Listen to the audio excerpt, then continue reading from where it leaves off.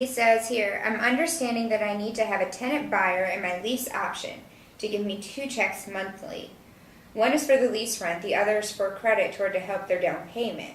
I'm confused on how the money is treated when my buyer goes to the bank to get the loan. Am I just showing the bank deposit slips? Good question. Good question.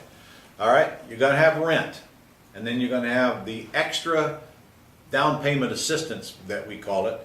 On top of that, if the buyer is willing to pay the down payment extra, you can't force them to. So if I got $1,000 rent and they're paying me $300 extra, then you have to definitely split that up on a deposit slip.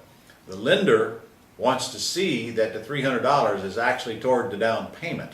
What they're looking for is a landlord or an owner telling them that rent is applied to the down payment when it really wasn't done that way. So I'd want to show the lender the down payment the down payment assistant agreement that I have attached to the back of my lease option agreement on your Gold Club site, and I'd want to show them deposit slips where that $300 is shown as down payment and that $1,000 is shown as rent. Plus, they're probably going to even want to see cancels of the copied checks.